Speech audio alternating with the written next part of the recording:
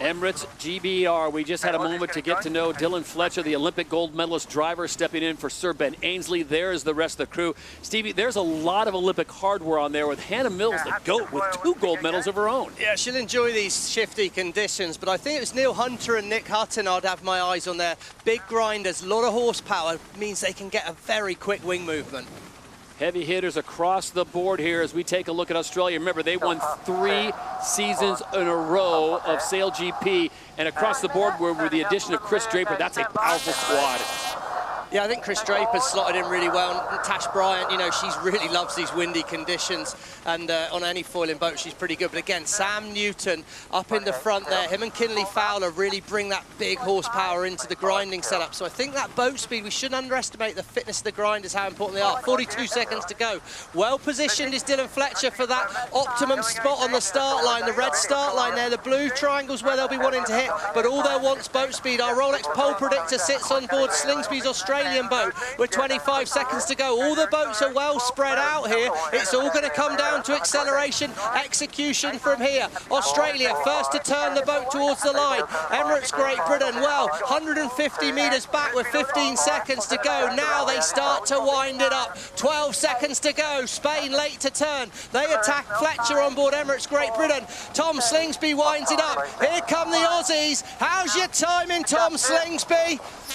Oh, it's perfect from Fletcher, it's perfect from Slingsby, but Slingsby's got the faster angle into Mark 1, and can he break the overlap? I think he will. They're absolutely flying on board Australia here. Oh, and Dylan Fletcher goes right at him. Oh, it's going to be a protest there. That's tight. I think the Australians have kept clear. Spain are tight on the inside, and Australia are going to lead around Mark 1 just with Emirates Great Britain in control tactically. And the Rolex sprint leader, Australia, they have been serving up a master class on the waters here in Auckland. They're close to the boundary here. It's going to come down to execution. The British boat has a slight wobble on that first manoeuvre. They're off the foil on board Great Britain.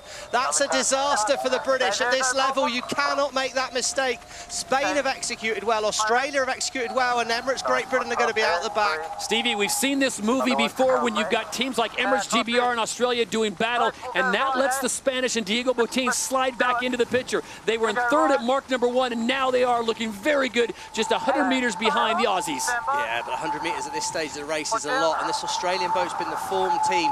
Spain will be set up to go right. Slingsby's going to match that. Fletcher's got to find something from here. I think now it's a case of, does that Australian boat, whatever that little gremlin was, has it cleared up? Does Slingsby feel confident, because the Australians are in pole position at gate 2 and all the other boats are going to be following them, which is absolutely perfect for them.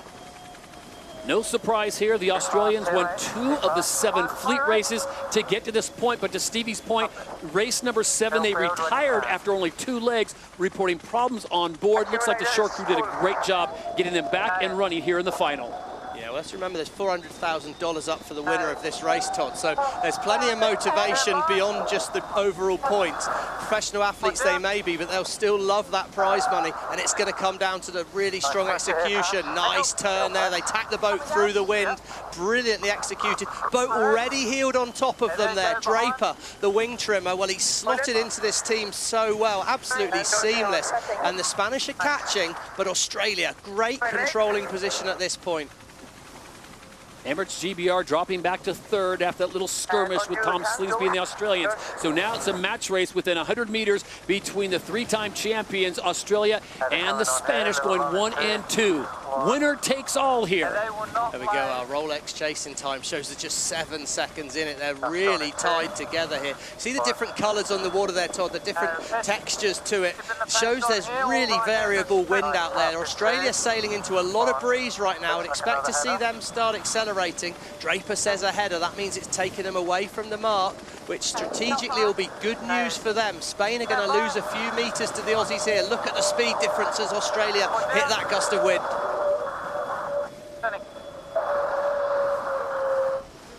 Good angle, good angle. Oh, that was a bit messy, that manoeuvre there. They didn't quite get that right. Good enough. Draper's happy. Like a lolling header on the nose there, you ain't seeing best early. Yeah, copy. Flight controller Jason Waterhouse crosses over, and now the entire team on the right-hand side.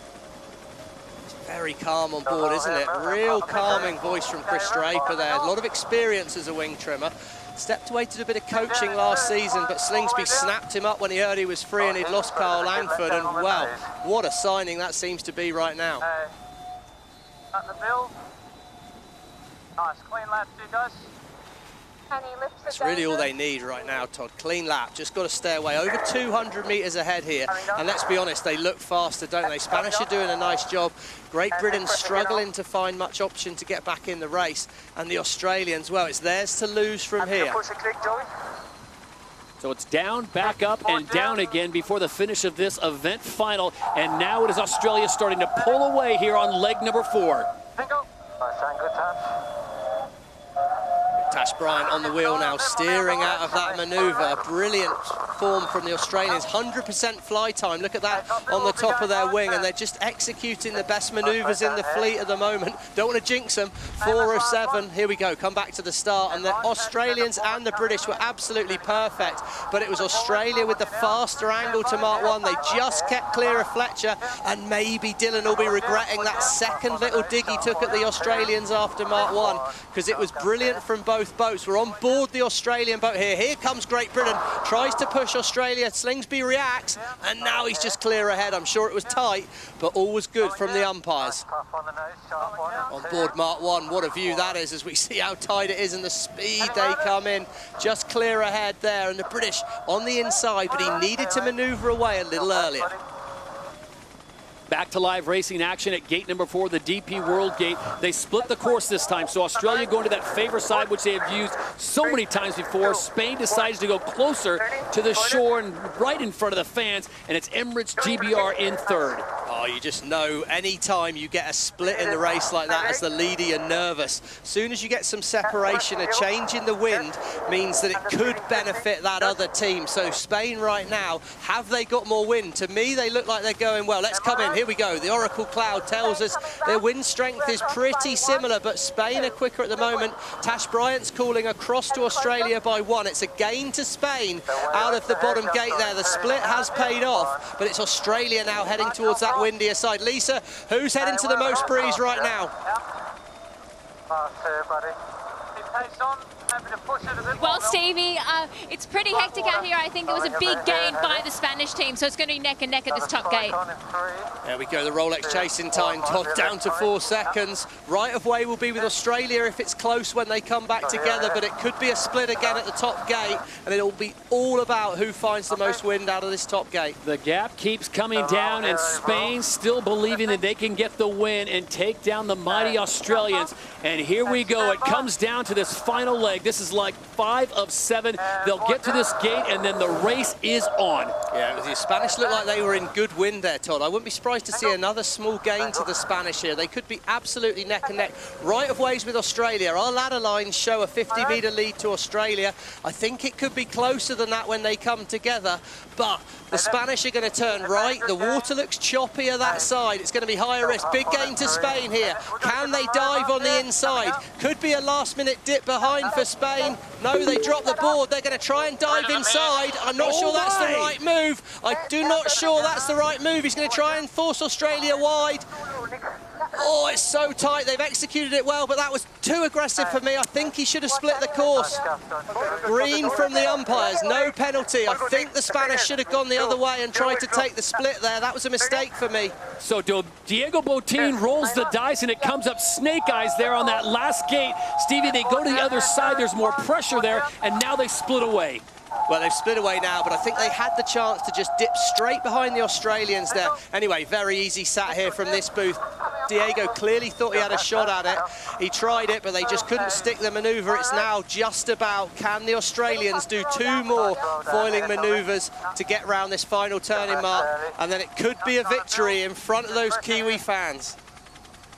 And look at the lead now ballooning to 200 meters. Chasing time is 11 seconds. So Tom Slingsby and the Aussies, all they need to do is be clean around this last gate, and it's a straight shot to victory lane. Yeah, they're going to make this, Todd. They're in 1 here, so it's just about the roundup.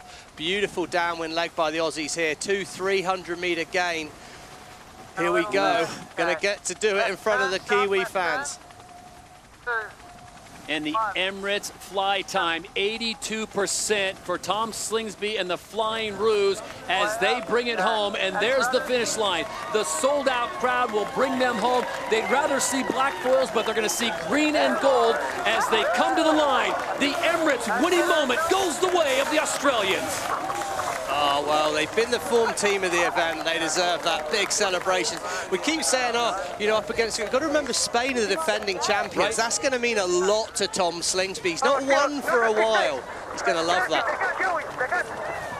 Oh, something's gone wrong there. Too much cant put on by the foil controller. Joe Cardona there, that's a mistake, but it's not going to hurt them too much, but it did get Diego excited. And they do bring it across safely, so Spain will finish in second place, pick up 9 points on the season, and another strong showing. The top 3 finish at the event. Emirates GBR will finish in third after they finish second at the first event. And let's not forget, the next event just across the Tasman Sea for the KPMG Australia Sail Grand Prix Sydney. Tom will be looking to make it 2 in a row. Yeah, I mean, I have to say, I thought Slingsby was the form boat over in Dubai, but they made a mistake on the Sunday. So they are form, they're fast, and yeah, they're going to love what they're doing right now.